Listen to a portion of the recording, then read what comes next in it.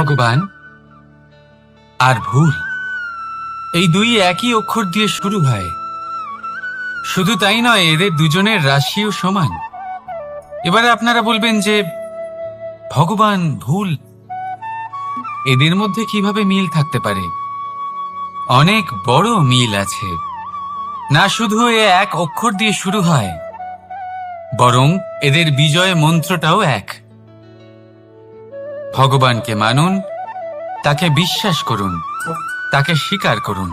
এটা করলে মনের দৃষ্টি থেকে ভগবানকে দেখা যায়, আর উনি আপনাকে সমৃদ্ধ করে তোলেন। ভুলের সাথেও এটাই ঘটে।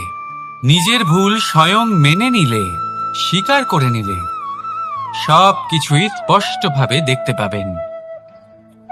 যেদিন থেকে আপনি নিজের ভুল মেনে নিতে শিখবেন, সেদিন থেকে সেই ভুল শোধরানোর প্রক্রিয়াও শুরু হয়ে যাবে।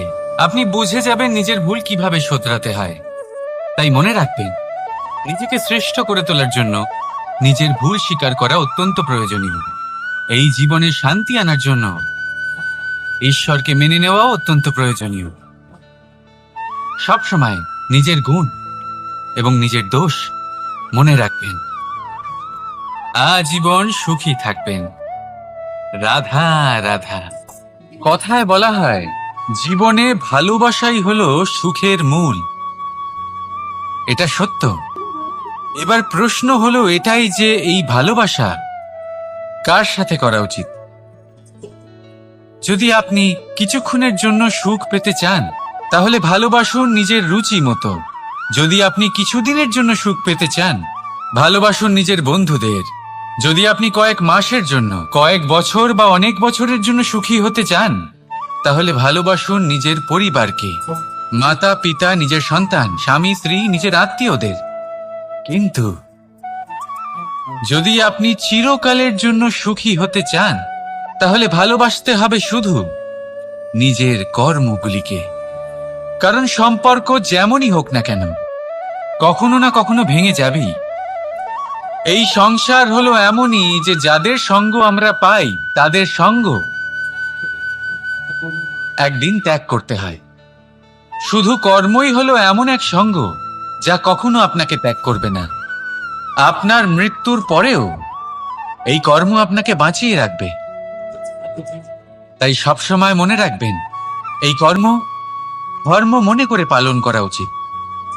জীবনের শেষ মুহূর্ত পর্যন্ত কর্মকে ভালোবাসুন।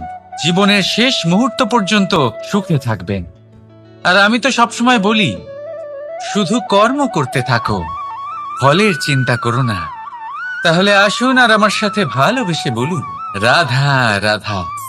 আমরা সবসময় চাই যে এই সংসার আমাদের জ্ঞানী বলবে, বুদ্ধিমান বলবে, বুঝদার বলবে। কিন্তু মূর্খ, মূর্খ যেন কেউ না বলে। মূর্খ শব্দটা আমরা কেউ শুনতে চাই না, দূরে পালাতে থাকি। কিন্তু একটা সত্যি সবার কাছে অজানা, যে মূর্খ হওয়া হলো বুদ্ধিমান হওয়ার দিকে সর্বপ্রথম পদক্ষেপ।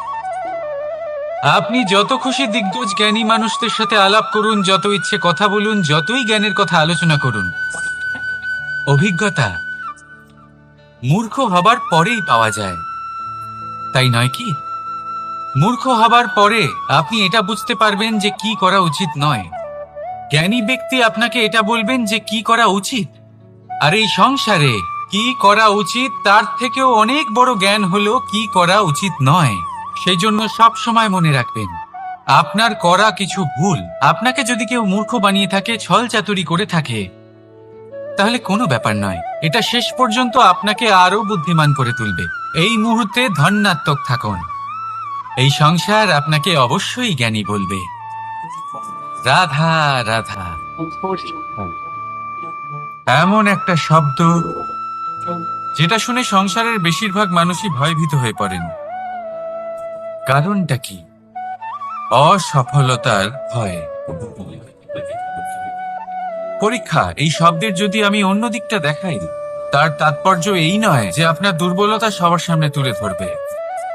এটা তো হলো সেই যুক্তি যা আপনার বল, সাহস, শক্তিগুলি সবার সম্মুখে তুলে ধরবে।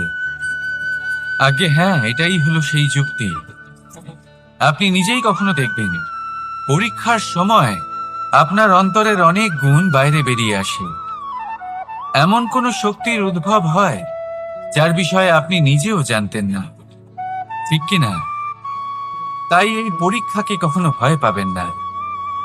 বিশ্বাসের সাথে নির্ভীক হয়ে এটার সম্মুখীন হন।